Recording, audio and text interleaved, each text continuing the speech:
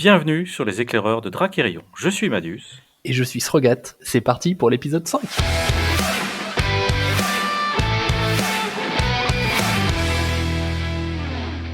L'épisode d'aujourd'hui sera principalement consacré aux multiples spoils que nous avons reçus depuis fin octobre. Pas loin de 5 nouvelles cartes, tout royaume confondu, enfin, sauf Westland, comme par hasard, mais bon, il n'y a rien. Mais nous avons également une surprise pour vous. Avant de se lancer dans tous ces détails, je laisse la parole à Madius, qui va partager son avis avec vous sur un point spécifique de Drakérion. Tout à fait. J'ai lu à plusieurs reprises que des personnes avaient fait une comparaison entre Drakérion et les échecs. Alors comme je joue un petit peu aux échecs, je me suis dit tiens, voilà quelque chose d'intéressant. Et c'est une comparaison avec laquelle je suis à la fois en accord et à la fois en désaccord. Le point qui me semble intéressant dans cette comparaison, c'est naturellement l'alternance de coups qu'on trouve aux échecs avec l'alternance d'actions qu'on trouve dans Drakérion. C'est un point qui est assez central. C'est d'ailleurs un point, je pense, qui fait que Drakérion sort un petit peu du lot, puisque dans les autres jeux de cartes classiques, en tout cas ceux que je connais, on réfléchit plus en termes de phase, où un joueur déroule toutes les actions de sa phase et ensuite donne la main à l'autre joueur qui fait pareil. Dans Drakérion, le fait dès qu'on fasse une action, on rende la main à l'autre, ça oblige à réfléchir à l'éventuelle réaction du joueur adverse. C'est exactement comme aux échecs, où on sait peut-être très bien ce qu'on veut faire, mais pour arriver au résultat souhaité et avoir la pièce ou les pièces qu'on veut dans la bonne position, mais il faut réfléchir à l'ordre de coups dans lequel on va faire les choses, puisque si je fais le coup A avant le coup B, je n'obtiens pas le même résultat que si je fais le coup B avant le coup A, tout simplement parce qu'entre-temps, l'adversaire peut réagir. Et donc de ce point de vue-là, je trouve que c'est tout à fait juste, même si la comparaison tiendrait aussi avec le jeu de dames, par exemple, bien sûr. Le point qui, par contre, fait que je suis un petit peu en désaccord avec ça, c'est sur le ressenti du jeu. Moi, quand je joue à Drakérion, alors je fais les parties, je fais des choses que je réussis pas, mais il y a quand même un aspect qui est important, c'est que je ne connais pas la main de l'adversaire, je ne sais pas ce qu'il pioche, et pareil, je ne sais pas ce que je vais piocher. Donc il y a des informations qui finalement qui sont cachées, et il y a un côté aléatoire, il y a les deux. Informations cachées et l'aléatoire, c'est important. Dans les échecs, je n'ai ni l'un ni l'autre. Les informations sont sur la table, et j'ai pas de côté aléatoire. Ce qui fait que, dans Drakérion, quand je perds, je peux m'en vouloir, bien souvent, j'en veux soit au jeu, soit à l'adversaire. Peut-être qu'il est arrivé avec limite un deck, bon là ça se fait pas trop avec les starters, mais dès qu'on commence à builder avec un deck, je me dis, oh là, j'ai vraiment pas eu de chance sur le tirage ou autre. Ou alors j'ai pas tiré la bonne carte, voilà, ça m'est arrivé, hein. J'ai fait des parties anti-Rasslin, j'ai pas vu Godric, le fameux Grodic de la partie. Moi je vous assure contre Lokmar, quand t'as Grodic, quand t'as pas Grodic, c'est pas la même partie. Et du coup ça fait que voilà, il peut y arriver que j'ai de la frustration. Aux échecs, le seul à qui j'en veux c'est moi. Quand je perds, je n'en veux jamais à l'adversaire. Et de ce point de vue-là, c'est un ressenti qui fait que je suis un petit peu en désaccord avec la comparaison. C'est quand même quelque chose que je trouve important et qui fait qu'on est sur un point de divergence. Oui, c'est vrai, je suis assez d'accord avec toi sur ces deux points. Et on est sur un jeu de cartes collectionné, c'est-à-dire qu'on va tous jouer des royaumes différents, avec des cités différentes, des bannières différentes. Donc, contrairement à ce genre de jeu, on n'a pas exactement les mêmes cartes au même moment. On ne joue pas avec les mêmes choses. C'est un jeu, je dirais, asymétrique, équilibré. Donc on ne sait pas du tout ce que va jouer l'adversaire, même si on le connaît avec l'expérience. Il y a trop de facteurs à prendre en compte pour moi pour le rapprocher trop des échecs. Eh bien, puisque je vais pas dire nous quittons sur un accord, puisqu'on est d'accord là-dessus, on va peut-être pouvoir enchaîner sur les fameuses actualités. Oui, bien sûr. Et écoute, depuis des semaines, et en tant qu'éclaireur de Drakérion, nous avons cherché, interrogé, investigué à droite à gauche, avec, on va dire, plus ou moins de subtilité, pour obtenir des nouvelles informations. Et après les différents indices qu'on a réussi à avoir sur les spoils, on est tombé sur la carte du monde de Drakérion. On a réussi à récupérer la carte complète du monde, et vous pouvez d'ailleurs la voir normalement en image de présentation de cet épisode. Donc cette carte pour moi, elle me fait très plaisir, parce que en tant que fan de lore et autres, on a enfin le moyen et la possibilité de situer géographiquement les royaumes les uns par rapport aux autres. Alors sur cette carte, on n'a pas de notion de direction ou d'échelle, mais si on part du principe que le nord est en haut et que le sud est en bas, on devrait bien s'en sortir, je pense.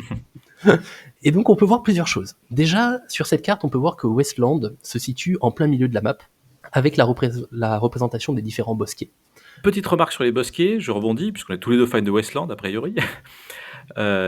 il y en a 4, hein, il y a 4 saisons, donc Mmh. 4 bosquets, mais il y en a 3 qui sont blancs, qui sont donc l'hiver en partant d'en haut, l'automne et on arrive à l'été en bas, et il y a celui qui est, alors je vais dire à droite, mais pour reprendre ce que tu disais, à l'est, celui du printemps qui apparaît en noir. Donc on peut se poser des questions pour savoir s'il va bien ou pas, ce pauvre bosquet du printemps. Oui, est-ce que c'est le bosquet qui a été complètement ravagé par Locmar justement, en plus, ça semble cohérent parce que c'est le bosquet le plus proche de Locmar. Donc c'est Oui. là où ils auraient pu éventuellement être arrêtés. Ensuite, au niveau des royaumes, au nord-est, on a Carthage, près du désert de glace. Juste en dessous, on a Locmar. Et tout à l'ouest, de l'autre côté, on a Tiraslin, au sud-ouest, pardon, on a Tiraslin, protégé par ses murailles. Gilestel, tu vois, là, normalement, si t'as bien remarqué, on ne le voit pas. Et je pense que Gilestel, selon moi, était placé là où il y a la grosse tache noire en plein milieu. C'est Mmh. la fameuse référence à Dalaran que j'avais fait la dernière fois. Mmh. C'est-à-dire que ils se sont envolés directement avec la cité dans les airs. Je l'aurais placé là.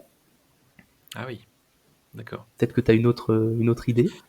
Eh bien, je me posais la question, je me demandais si ce point noir, c'était pas le point où il y avait la grosse bataille, mais j'en sais rien, Parce c'est que vrai que ça me paraissait logique d'avoir les mages ici, sachant que du coup ils sont proches des elfes pour la magie, et en même temps pas très loin des humains. oui, c'est vrai. L'entre-deux, ça me paraissait cohérent. Peut-être quand tu as parlé de Locmar, j'imagine que tu allais y venir, mais la façon dont c'est représenté, Hmm. ils sont entourés de, on va appeler ça une rivière, mais c'est peut-être un fleuve, bref. Fleuve de On dirait sang. presque une île en fait, hein. Oui. Ils sont presque, bon, un royaume tranquille, quoi. On pourrait dire finalement s'ils arrivent à bloquer, on dirait presque un royaume défensif quand on le voit comme ça, je trouve. Oui, c'est vrai qu'ils ont l'air d'avoir naturellement des frontières pour les protéger complètement, avec les rivières en haut en bas, et puis une chaîne de montagnes avec juste une route sur la droite. Oui, tout à fait. Je suis d'accord. Mais c'est vrai que j'aime bien aussi les petites fissures qu'il y a au sol. On voit bien que bon, il s'est passé quelque chose là. Oui, c'est vrai. Et je me posais la question, pourquoi est-ce qu'on avait des, alors on a des fortins qui sont représentés par des tours, hein, qui sont en noir. Alors il y en a qui ont des noms, il y en a qui n'ont pas de nom. Alors, je me suis penché sur cette question-là. Je pense, comme tu disais également sur le bosquet noir, ce sont les fortins et les royaumes qui ont chu. Mmh. Je vois ça comme les royaumes qui ont chuté. Par exemple, le royaume d'Hélios qu'on voit en bas à droite, qui est noir et on sait qu'il a été ravagé par Locmar. Ouais. Donc je pense que ce sont les différents royaumes qui ont succombé en fait suite à l'attaque de Locmar et que tous les habitants se sont réfugiés un peu à droite à gauche en fonction de leur préférence. D'accord. Et alors, sur Tiraslin, ce qui est amusant, c'est qu'on a 3 cercles, je sais pas si concentrique, c'est le bon terme mathématique, mais entre 3 cercles. Ça me ferait presque penser à l'attaque des Titans, tu sais, avec les 3 murs. Ah bah alors tout à fait, et j'y reviendrai tout à l'heure lorsqu'on fera une petite D'accord, analyse de spoiler, tu verras, j'ai de quoi réfléchir là-dessus. ça marche. Alors qu'est-ce qu'on peut dire d'autre sur cette carte? Peut-être Euh, qu'il y a un seul royaume blanc, tu as vu? Une tour à côté du bosquet de l'été? oui, il n'y a qu'un seul royaume blanc, donc qui sous-entendrait qu'il est encore présent. Est-ce que ce serait, avec un nom comme ça, peut-être une ville de nains? Peut-être un Et royaume souterrain ou dans les montagnes? ouais, et au-dessus, on a Caïrn, hein, si je lis bien, Hmm. avec 2 tours, qui lui est en noir. Et vraiment, je suis étonné parce que je me dis: «Mais comment est-ce que les démons ont pu aller si loin que ça en épargnant les bosquets?» Je me dis: «Tiens, c'est bizarre qu'ils soient en noir, ce truc». Oui, qu'est-ce qui s'est passé? Est-ce que c'est vraiment la faute des démons si celui-ci a chuté? Pareil, on ne sait pas. On sait qu'il y a eu un peu des traîtrises un peu dans tous les sens. Après, quand on est en période de survie et de disette, chacun fait ce qu'il peut. Ce que je trouve intéressant aussi, c'est que du coup, en haut, enfin au nord-ouest, on voit qu'on a un océan. Donc, il y a avec la cité d'Avalonis, j'y reviendrai après. Et pareil au sud-est, on voit qu'on a Hélios qui est proche de la mer également. Donc voilà, on voit que quand même tous les biomes sont un peu représentés et qu'il y a moyen de faire des choses avec ça.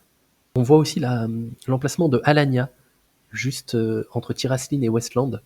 Alania, donc c'était une terre humaine avant, où justement d'où sont issus les Pavois alaniens, si jamais vous posez la question. Je sais pas si on se pose la question, mais on a la réponse, tout à fait. Nous passons donc maintenant à l'analyse de la news numéro 29 du 31-10. Du coup, cette news qui était spéciale, et ce sont des spoils arrivés pour Halloween, afin de célébrer la fête des morts et des esprits. Donc, on a appris avec cette news que le dernier jour de l'été, qui est également célébré dans les différents royaumes de Dracarion, là où le jour où les morts, où le lien entre les vivants et les morts est le plus fin. Donc, dans l'ensemble du monde, chacun essaye un peu de profiter de ce jour en décorant les maisons avec des citrouilles et des châtaignes pour essayer d'oublier les horreurs du quotidien et de la guerre. Mais c'est principalement dans le royaume oublié, notion importante d'Avalonis, qu'on a vu sur la carte juste avant, situé donc sur une île au nord-ouest, où il y a le peuple des Keltites, c'est eux principalement qui fêtent et qui vivent dans la forêt et qui fêtent ce jour en particulier. Le peuple est d'ailleurs si isolé que, à mon avis, il n'est peut-être même pas conscient qu'il y a eu l'attaque des démons. Peut-être qu'il n'est pas au courant que Lokmar est là et qu'ils sont assaillis de toutes parts. Avec cette news, on a eu 2 horribles cartes, et je laisse la parole à Madus du coup pour nous présenter la première d'entre elles. Alors, je pense que tu faisais référence, la première, l'abomination vorace. Tout à fait. Donc, une carte du royaume de Lokmar, avec des stats de 2-1-5, qui vaut 2, mais qui n'a pas de prestige. Elle n'est pas unique, hein, c'est une carte voilà, no name, on va dire, qui a comme trait démon et Garuda, et déploiement et action, détruisez l'un de vos autres personnages pour soigner de 3 un Garuda.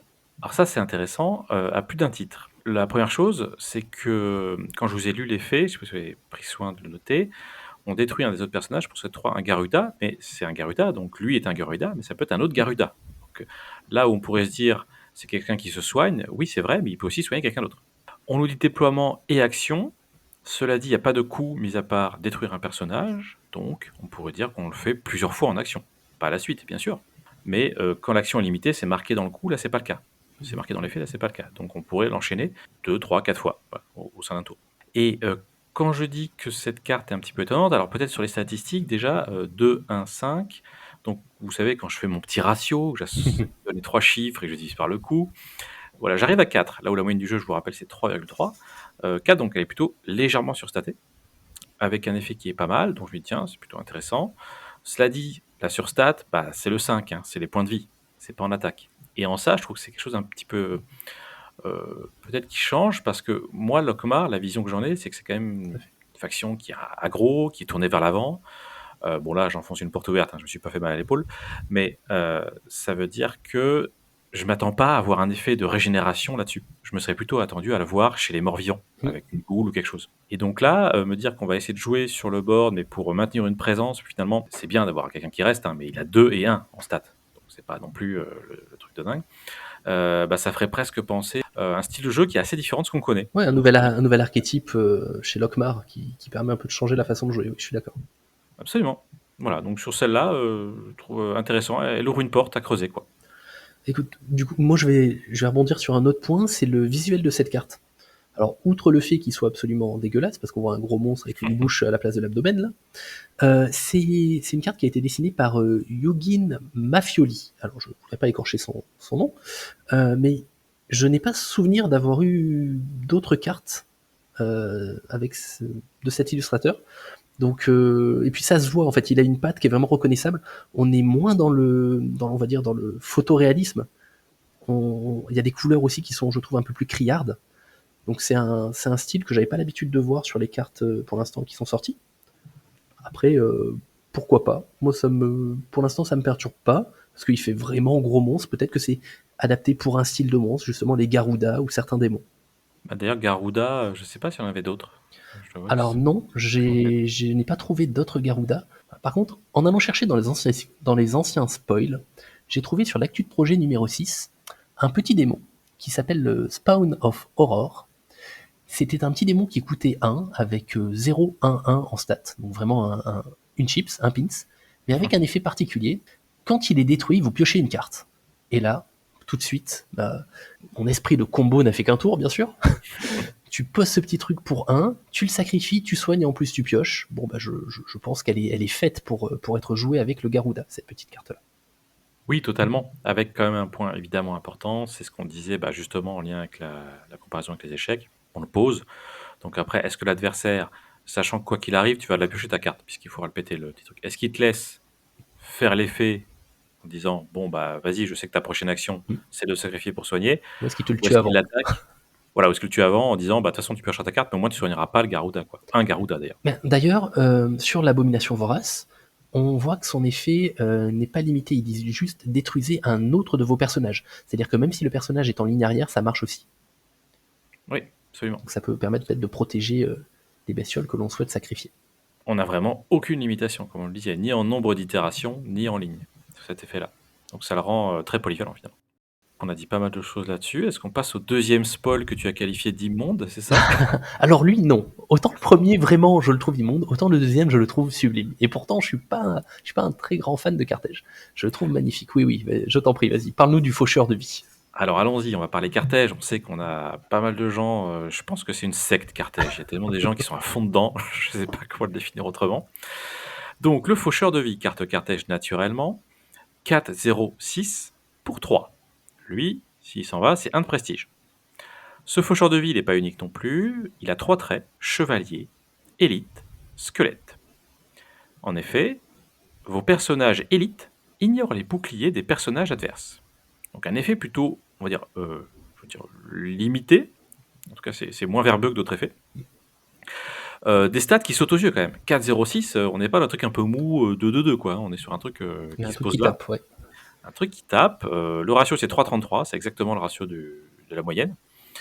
Mais comme je le disais, avec des extrêmes finalement. Il n'y a pas de riposte, donc on est vraiment là pour dire je pose ça, c'est un sac à PV, viens le chercher, et tu viens pas le chercher, je te bourre de 4. Donc ça pose bien les choses. Il est évidemment tourné vers l'avant puisqu'il n'a pas de riposte. Et celui-ci, alors je te laisserai parler de l'illustration qui est magnifique, bien sûr.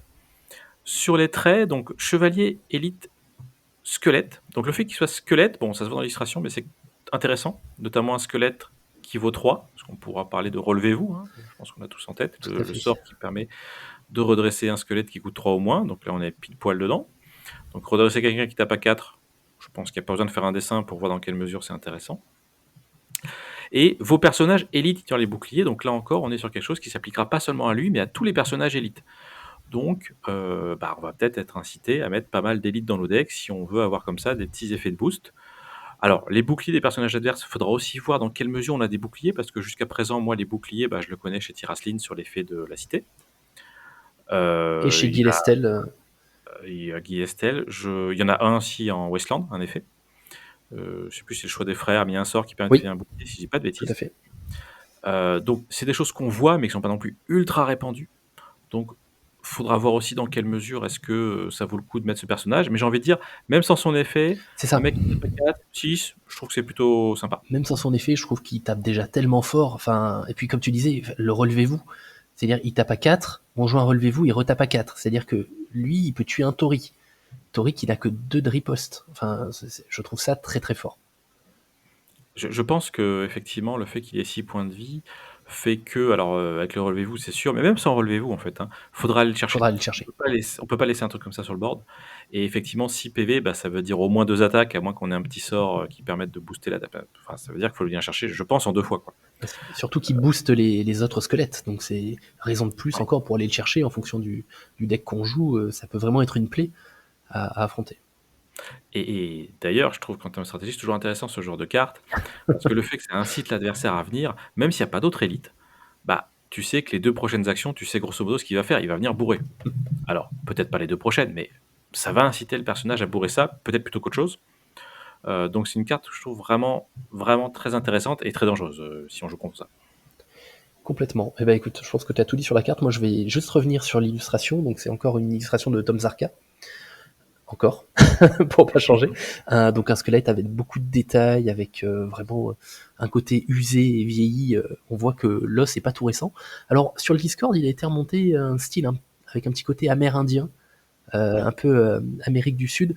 On en avait parlé également sur certaines cartes de Westland, mais contrairement à Helios, où on avait un style un peu gréco-romain, le style amérindien n'est pas du tout prévu pour l'instant. En tout cas, ce n'est pas une volonté du jeu d'avoir ce style. Donc, à voir ce qu'il adviendra plus tard, mais c'est juste un hasard et il faut admettre que ça lui va quand même plutôt bien. Ses couleurs et tout, ce schéma de couleurs est très bien choisi.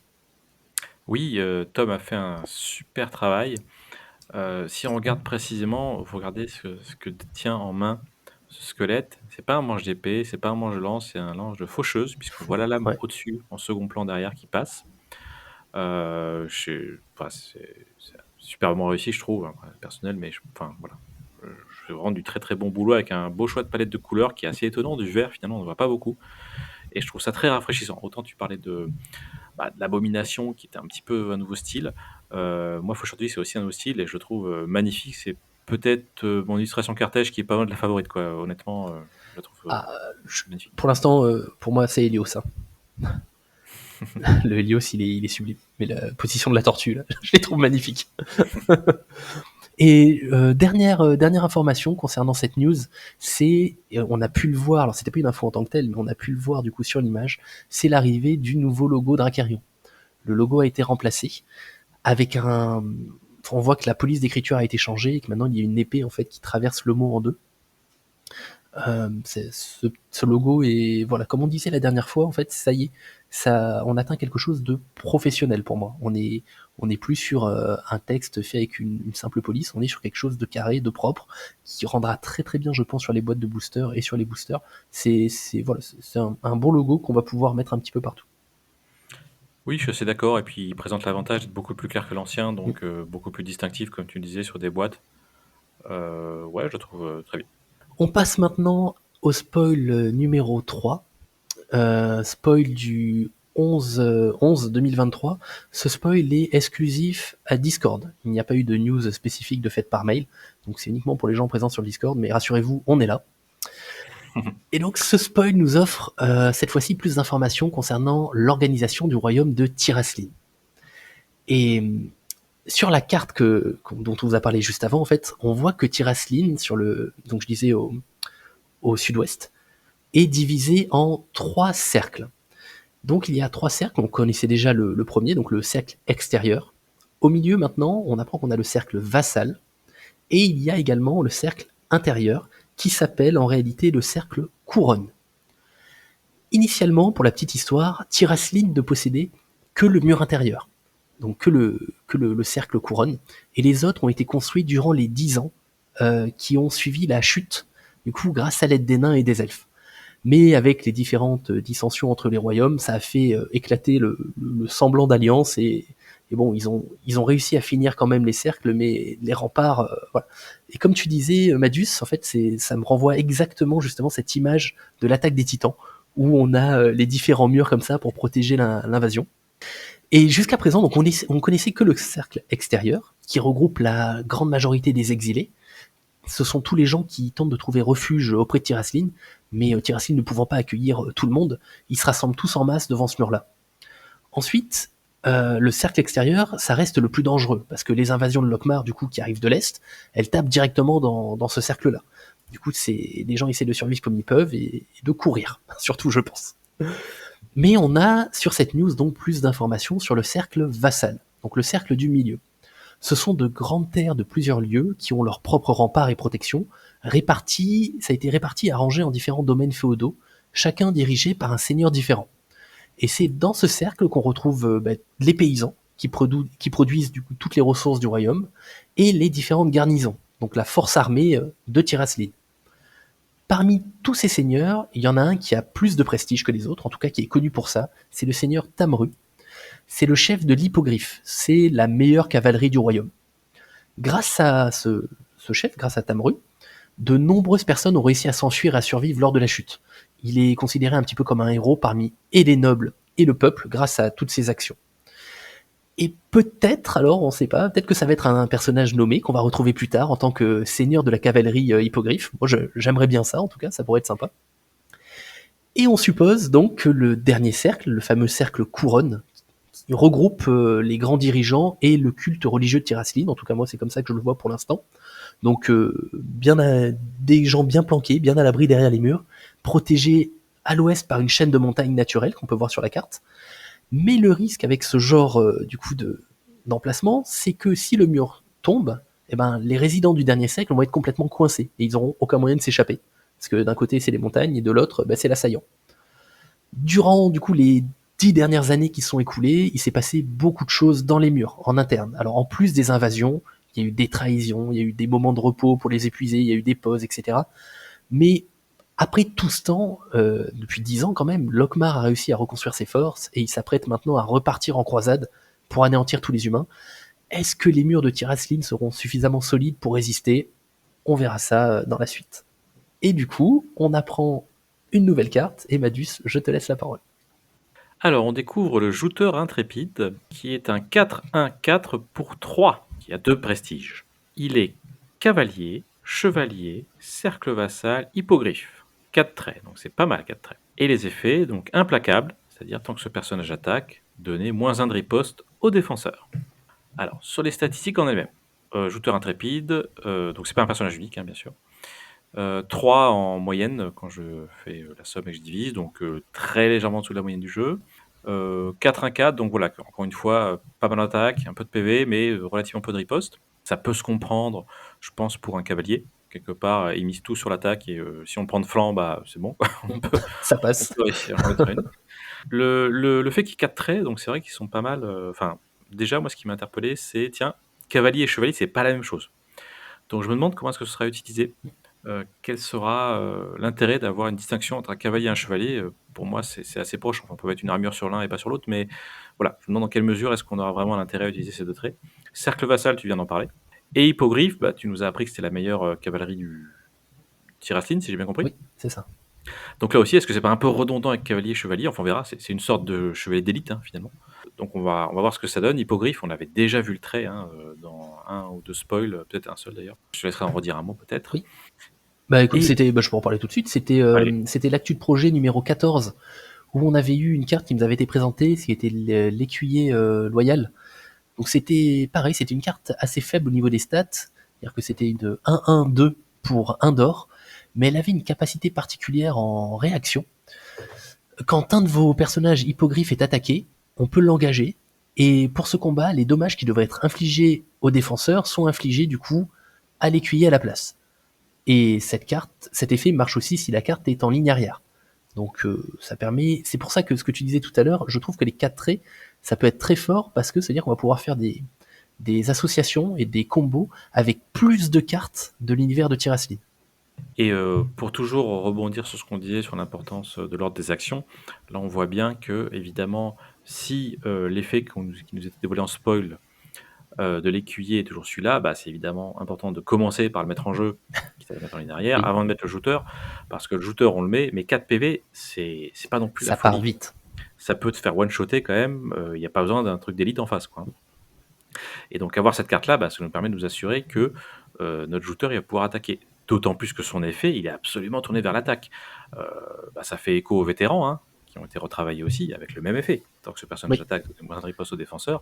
Là, on voit que Tiraslin, bah, ils ont envie d'aller défourailler en face, quoi. Et de pas trop prendre de riposte pour pouvoir éventuellement en remettre une seconde couche. Donc ça, je trouve ça pas mal que cet effet soit dupliqué sur d'autres cartes, finalement. Euh, Ça va nous permettre de réfléchir à un Tiraslin peut-être un peu plus offensif que ce qu'on avait connu initialement. Moi j'ai un peu peur de cette carte justement, c'est par rapport à son coût. Alors je sais que 3 c'est pas énorme, mais je trouve que 3 c'est quand même cher pour, comme tu disais, pour les stats qu'elle a. J'ai peur qu'elle se fasse ouvrir très très vite, et il faut vraiment la jouer intelligemment. Il faut pas la poser comme ça sans trop y penser, parce elle peut mourir très vite. Il faut vraiment la jouer en association, je pense, avec bien plein d'autres cartes, et anticiper son arrivée en jeu.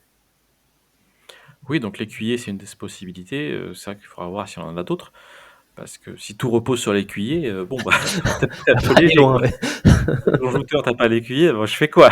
Alors, bon, c'est un peu réducteur ce qu'on dit. Évidemment, dans le déroulement du jeu, on regarde, quand l'autre a plus de gold, on fait ceci, on fait cela. Enfin, un peu ce qu'on connaît sur le jeu, hein, bien sûr.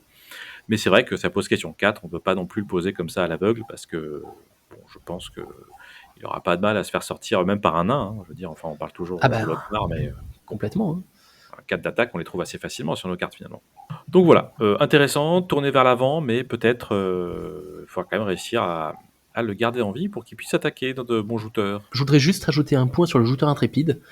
Son illustration n'est pas définitive. C'était une des premières cartes qui a été illustrée pour le jeu, et son illustration va sûrement être modifiée d'ici là. Donc, quand on aura la dernière, on vous la partagera.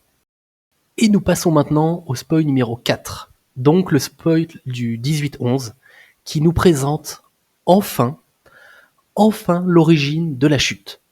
Qu'est-ce qui a causé l'invasion des démons sur le monde de Dracarion? Eh ben, pour ne pas changer, j'ai envie de dire c'est encore une fois la faute des humains. Hein. En cherchant un moyen d'atteindre la vie éternelle, ils ont ouvert un portail vers le monde des démons depuis la cité de Lockmar, sûrement en pensant pouvoir les contrôler. Eh ben, surprise, c'est un échec. Ça n'a pas marché, c'est tellement étonnant que depuis ce jour, des hordes de monstres pénètrent dans le royaume de Dracarion, avec pour seul objectif l'anéantissement total des mortels. Et parmi les démons qui sont sortis du portail dans la première vague, on connaissait déjà les armées de Lilith, mais il y en a un autre qui, selon moi, est pire que Lilith. Il s'appelle Azazel. Azazel, le prince de l'effroi, également appelé par les nains le tueur de rois. C'est un des démons les plus craints, les plus dangereux et les plus puissants qu'on connaisse actuellement. Et pour faire simple, c'est juste un gros bourrin. Hein. Parce que on peut maintenant voir apparaître différents styles de démons. On voit que Lilith, elle aime corrompre, instiller la peur, c'est un petit côté succube avec l'ennemi, jouer avec l'ennemi avec ses charmes, etc., comme elle a fait avec Galvan. Azazel, lui, il est juste là pour taper et tuer tout le monde. C'est un gros fléau. Et d'ailleurs, c'est précisé dans la news, du coup, qui était encore une fois une news Discord. Azazel, avec son armée, c'est lui qui a détruit le fameux bosquet elfique et la cité de Fjord, qui est au sud du royaume, si vous retournez sur la carte. Donc lui, il a passé de nombreuses années à juste ratisser large, hein, tout ce qu'il trouvait, il a tué. Et il a chassé un peu tous les survivants qu'il a trouvés. Il se prépare maintenant, au bout de 10 ans, du coup, il a plus trop de cibles, a priori, je ne sais pas ce qui s'est passé, qu'est-ce qui s'est passé durant ces 10 années, on n'en sait pas encore plus pour l'instant, mais il se prépare à repartir en conquête pour massacrer les royaumes restants. Alors, la magocratie de Guy d'Estel a essayé entre-temps d'obtenir des infos sur les démons et leur fonctionnement pour essayer de mieux leur faire face, mais ils ont obtenu que des infos parcellaires et pas forcément pertinentes. Pour le moment, tout ce qu'ils ont appris, c'est que les démons fonctionnent avec un système de caste, un peu à la Tyrasline. Par exemple, Lilith fait partie, elle, du cercle extérieur chez les démons, et Azazel, il fait partie du cercle intérieur. Donc, vous voyez, la finesse, le bourrinage, on compare un petit peu. Mais également que les peuples de l'Est, donc ils sont déjà en contact avec certains démons qu'on appelle des Oni. Alors est-ce que ce sont le même démon, le même type de démon ou quoi? Et du coup, le terme Oni, moi ça me rappelle bien la mythologie japonaise. Donc je me dis, pourquoi pas? Pourquoi est-ce qu'on n'aurait pas un petit futur royaume de samouraïs? Mais bon, je vais pas trop m'emballer, restons sur Azazel.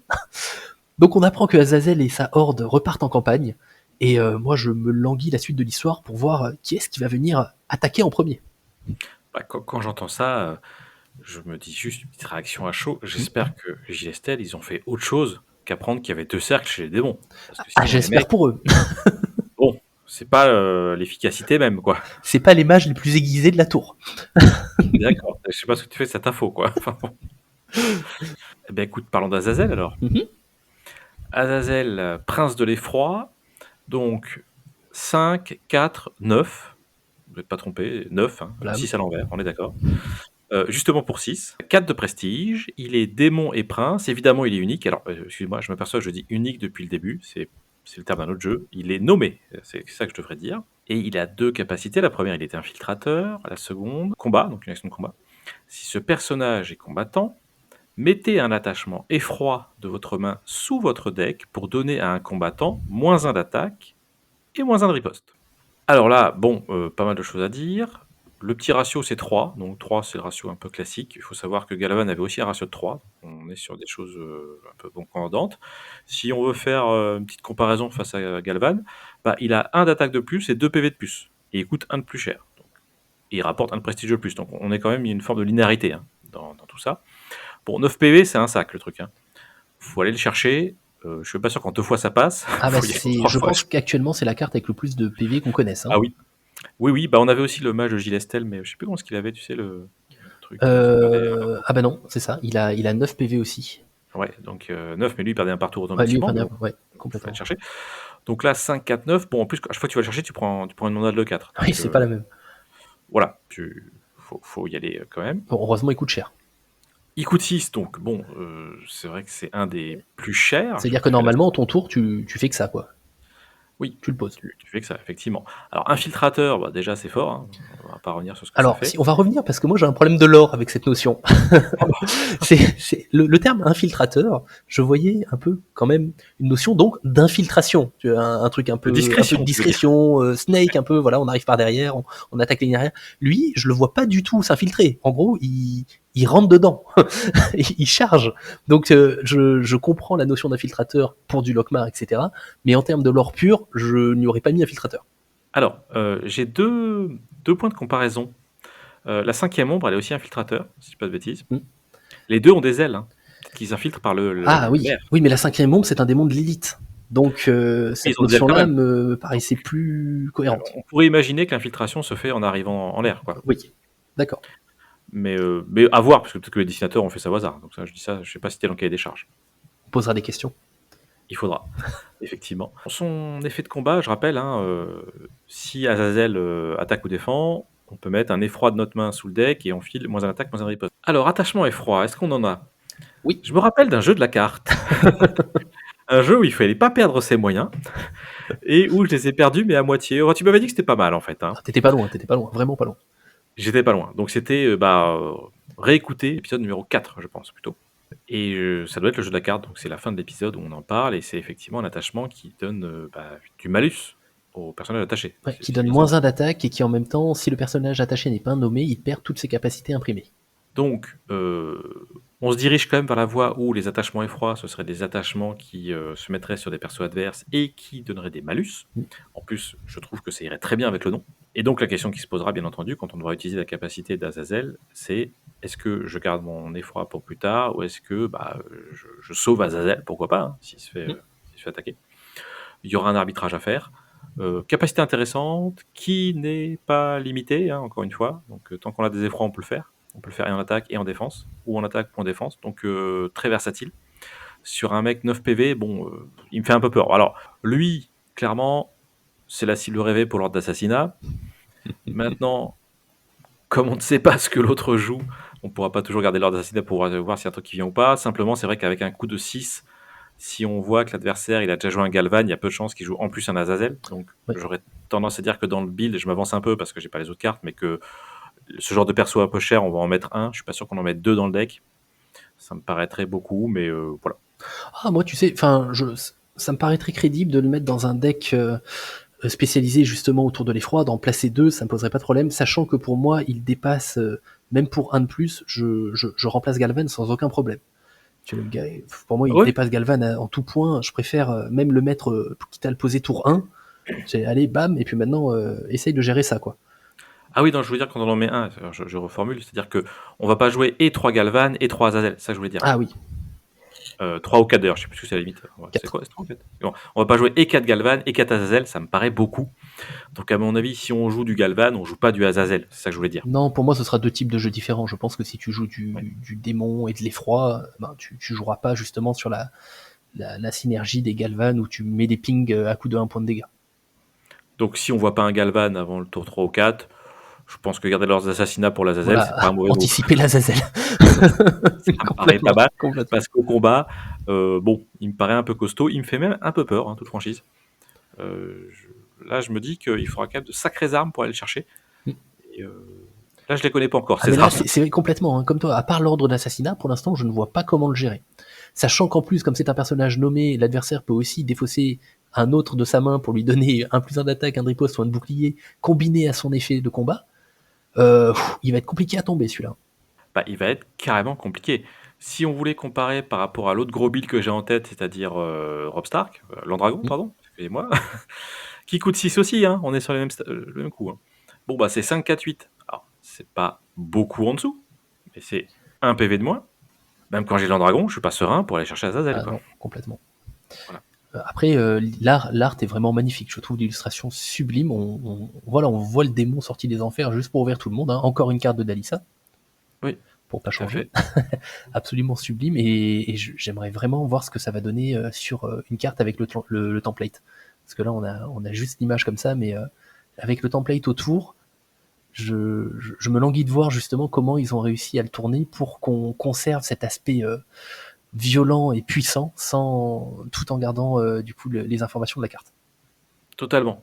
J'ai hâte de le voir aussi en qualité d'impression normale, peut-être en foil, enfin à voir ce qu'il pourra donner, parce qu'une carte comme ça, je pense que quand elle brille un peu, c'est pas mal. Ça peut bien rendre. Et pour revenir à ce que tu disais par rapport au lore, on voit bien que le mec il est là pour tout casser, donc bon. J'ai envie de dire, il faut toujours un gros build. Je pense qu'on a trouvé le gros build du jeu là. Je pense qu'on l'a trouvé, mais je me languis de voir les armes justement qui vont nous être proposées pour le combattre dans les différentes factions, dans les différents royaumes. Absolument. Et dans quelle mesure aussi on pourra enrichir nos decks Lockmar d'attachement effroi. Voilà. Oui, parce qu'après, il ne faut pas que ça devienne la course à qui c'est qui a la plus grosse. Donc, comme tu l'as dit, de toute façon, à 6, si je pose que ça, voilà, c'est sûr qu'il prend de la place. Mais Et puis 4 de prestige aussi, sachant que maintenant les Lockmar ont un coût de prestige quand même assez élevé. Mmh. Quand il meurt, 4 de prestige, ben, t'as presque fait un quart de ta, Moi, j'ai fait 20 de ta 20 victoire. du chemin. Voilà, c'est bon, t'es content. En effet, en effet. On passe maintenant au dernier spoil du jeu, le spoil numéro 5. Encore un spoil Discord, du 24-11 cette fois-ci. Donc ce dernier spoil nous parle de Carthage. Et lors des précédents épisodes des Éclaireurs de Dracarion, on avait survolé l'histoire de cette cité et des sombres maîtres de Carthage. Donc petit rappel pour vous remettre dans l'ambiance. Carthage, c'est un royaume dirigé par les vampires, hein, donc des strygoïdes, adeptes de la nécromancie et qui ont proposé de partager leurs connaissances avec les humains pour leur permettre de survivre. Et là, on apprend beaucoup plus d'informations sur ce qui s'est passé. La cité de Carthage, si vous vous rappelez le début de l'épisode, elle se situe tout au nord-est de la carte actuelle, donc proche du désert de glace. À la base, la mission de cette cité, c'était de défendre le sud, Dracarion, contre les invasions barbares du nord. Je pense que c'est un petit clin d'œil à Game of Thrones totalement assumé. Sauf que cette fois-ci, les morts-vivants, ils sont du bon côté. Enfin, ils sont de l'autre côté, en tout cas. Alors que les royaumes tombent les uns après les autres sous les attaques des démons, les survivants, donc les elfes, les humains, les nains, ont formé une alliance temporaire pour tenter de percer depuis le nord-ouest vers la cité de Lokmar, et ça a poussé les armées démoniaques à cesser leur progression pour revenir contrer cette attaque surprise. Mais bon, malgré le courage et la volonté de l'Alliance, autant dire qu'ils se sont bien fait massacrer, et juste au dernier moment, les armées de Carthage qui arrivent, composées donc de vampires, hein, de morts-vivants, de ghouls, de squelettes, ils arrivent et grâce à eux, miracle, on arrive à repousser les forces démoniaques. Donc, certes, ce fut l'une des victoires majeures contre Lokmar, et à la suite de cette victoire, Carthage a donc proposé aux humains de les rejoindre du coup pour les protéger, et en échange de leur sang. Mais du coup, moi je trouve ça un petit peu louche, on va dire. C'est-à-dire que les strygoïdes, donc les vampires, peuvent, grâce à leur sang, transformer des humains en vampires ou en ghouls. Ça dépend de comment on s'y prend.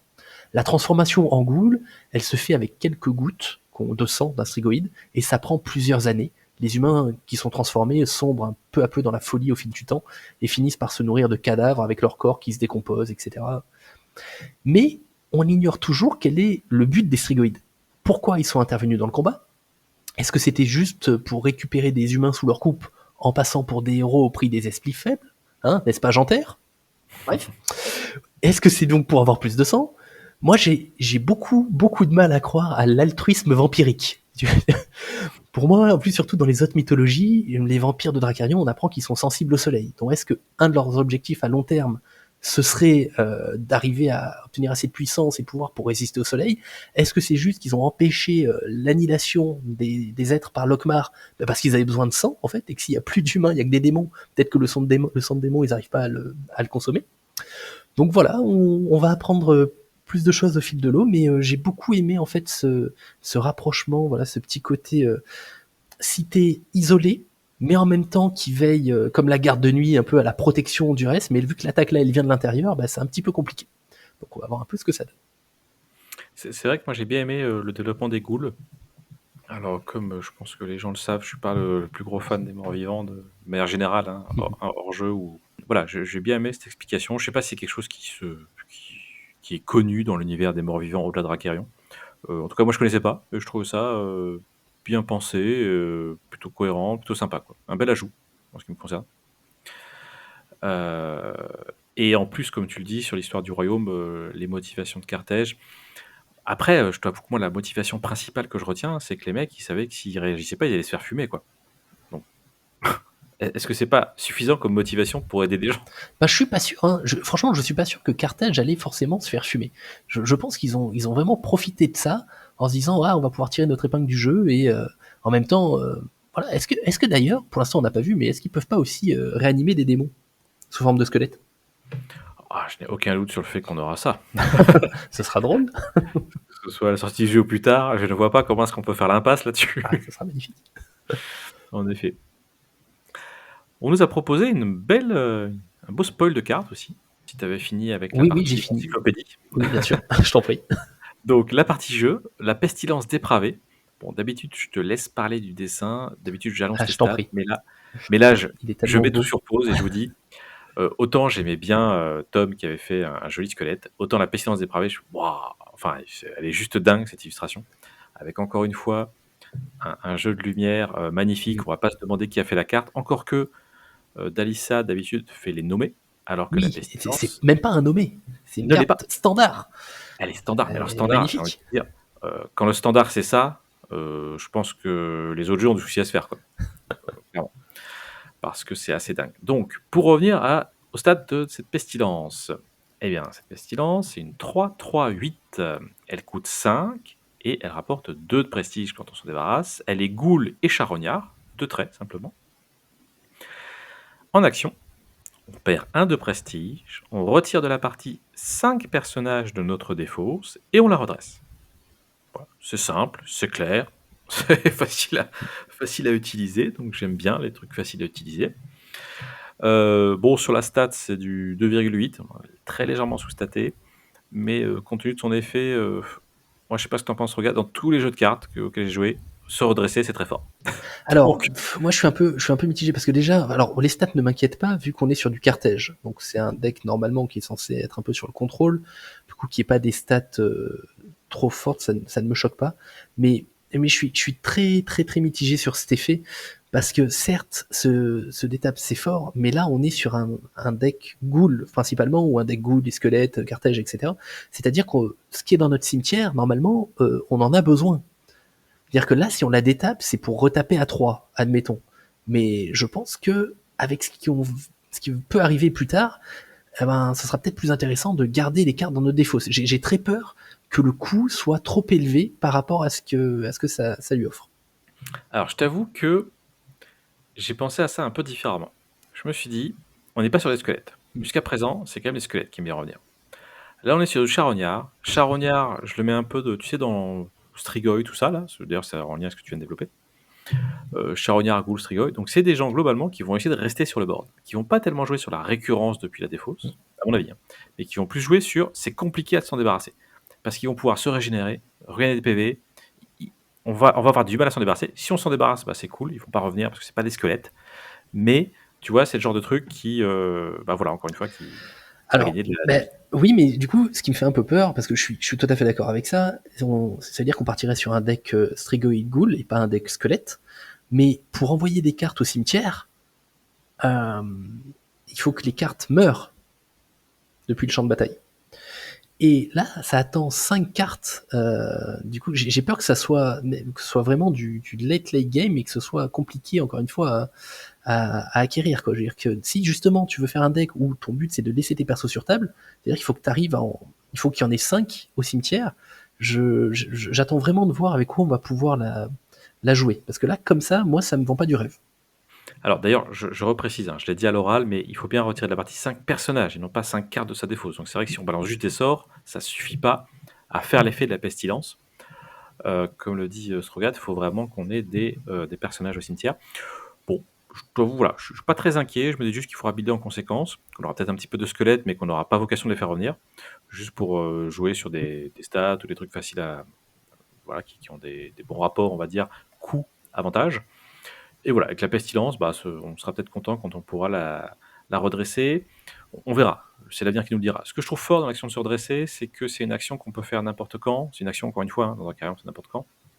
Et Et dans que, Dracarion, les actions, c'est important parce que ça nous permet et de temporiser et ensuite de jouer quelque chose. Donc on peut également, surtout dans Cartège, dire que si on ne veut pas forcément être le premier du tour suivant, et ben on peut le contrôler aussi grâce à ça. d'ailleurs, on en reparlera dans un prochain épisode. Donc ça, c'est vrai que c'est fort. Et bon, j'imagine que les cartes, on finira par les connaître. Mais c'est peut-être facile de passer à côté, quoi. Quand on regarde qu'est-ce qui reste en action à l'adversaire, si on fait pas trop gaffe, tiens, il a ça incliné, c'est bon, il me reste rien, je suis tranquille. Bah, ah bah non, tiens, j'avais oublié, il peut le détaper et ça peut quand même donner quelque chose d'intéressant parce que, autant quand on a parlé du spoil tout à l'heure, le premier, l'abomination vorace, on est un petit peu sur la même idée, alors pas sur le redressement, hein, sur l'idée, pardon, d'un personnage qui part pas du board. Mais l'abomination vorace, si tu la sauves, c'est une 2-1, quoi. 2 d'attaque, 1 de réplique. Oui. Bon, c'est chiant, mais ça va. C'est pas Elle, vraiment c'est elle, une ouais. 3-3. La pestilence, c'est 3-3. On n'est pas sur 2-1, tu vois. Donc, si tu oublies que le mec il peut la redresser, il te recolle une à 3. Je trouve que c'est quand même beaucoup plus dangereux. Alors, elle est plus chère aussi, hein, Oui, mais attention. voilà, elle est plus chère, elle coûte 5 quand même. Elle est plus chère, bien sûr. Elle coûte un Galvan. Enfin, Je fais pas une c'est. comparaison stricte sensu le personnage. Mais ce que je veux dire, c'est que j'aime bien l'effet. Et je me dis pour finir que je la jouerais peut-être bien dans un deck qui va carrément jouer sur le board et non pas sur le prestige. Et du coup, je me dis, bon, perdre un de prestige, pour moi, c'est pas un coup si j'imagine pas gagner au prestige. Ce sera juste histoire des personnages, comme tu l'as dit. Et donc, il y aura peut-être une gestion du deck qui tiendra plus compte de ça, de comment est-ce que je gagne au board, plutôt que de ce que je laisse à l'adversaire en point de prestige. Quoi. Ah, complètement. Non, mais c'est vrai que j'avais aussi pensé à ça au départ. Donc déjà, clairement pas un deck prestige. Mais pouvoir la jouer et en même temps prévoir un petit Necros quand même pour finir, tu vois, comme ça, l'adversaire, tu le forces à venir taper dedans et tu essaies de la laisser sur le board le plus longtemps possible. Et au dernier moment, toi, tu sors ton Necros et puis hop, tu roules sur l'adversaire, c'est fini. T'as tenu jusqu'au tour 6. Peut-être. J'attends vraiment de voir ce qu'on aura en Strigoi, genre boss de Oh, fin. oui, Tu vois. oui, complètement. À mon avis, il y aura peut-être un intérêt à quand même garder une cohérence de traits dans le deck, mais j'attends de voir. Là-dessus. Complètement. Alors ça semblera peut-être évident à la plupart des gens. Je préfère le dire parce que j'ai posé la question sur le Discord, on m'a répondu, donc un point de règle. Sur l'action, il y a marqué perdez un de prestige. Donc moi, je m'étais demandé est-ce que c'est un coup ou est-ce que c'est une conséquence de Et oui, l'action. t'avais commencé à essayer de tricher, toi, oui, je me rappelle. Voilà, bon, j'ai pas réussi à tricher, je suis pas allé bien loin. Bon, la réponse peut sembler évidente, d'autant plus qu'on commence par perdre un de prestige. Quand c'est une conséquence, on le met à la fin, on le met pas au début. Mais donc, il faut le comprendre comme payer un de prestige. Donc, c'est-à-dire que si on a 0 de prestige, on ne peut pas faire l'effet quand même on a 5 personnages dans la défausse. Il faut avoir au moins 1 de prestige qu'on puisse le perdre. Donc, perdre, encore une fois, dans le sens de le payer, pour pouvoir faire l'action. Voilà. Merci. Autre information, nous avons appris que au niveau des différents salons et des différents festivals, événements qui vont être présents sur l'année 2024, Drakirion va, ou un des distributeurs, ou le distributeur vont essayer d'être présents pour Cannes 2024, pour le PEL 2024, pour le Flip et pour l'Octogone. Donc si jamais, vous pouvez déjà commencer à réserver. C'est vrai que c'est des gros festivals. Quand j'ai lu ça, je me suis dit, tiens, bah, c'est plutôt chouette. C'est plutôt chouette parce que je dois avouer que jusqu'à présent, je me faisais un petit peu de soucis sur la notoriété que pourrait acquérir le jeu, parce que bon, si le jeu on l'aime bien, on a quand même envie que ça marche bien aussi pour avoir une grosse communauté et de la pérennité. Et d'ailleurs, je souffrais comme nous tous, je pense, un petit peu d'une communication que je trouvais trop, voilà, trop espacée. Bon, après, les créateurs s'en sont expliqués, mais voilà, je souffrais un peu de ça. Donc voilà, je me suis dit, tiens, c'est plutôt chouette de voir ce genre de choses. Si ça peut aider à faire découvrir le jeu, bah, top, quoi. Tout simplement. Merci à tous de nous avoir suivis. N'hésitez pas à vous abonner pour être au courant de nos prochains épisodes. Et vous pouvez également suivre Drakirion sur Facebook, Discord et Instagram. Voilà, bon, on a fait un sacré tour. Il nous reste à clôturer cela avec une fameuse, enfin, la traditionnelle demande, j'ai envie de te dire. Elle s'adresse à Kata. Kata, s'il te plaît, pourrais-tu rééquilibrer un petit peu les spoils et nous donner un peu plus de Wasteland dans la matière? Ce serait super. Merci à tous, au revoir. Merci, ciao.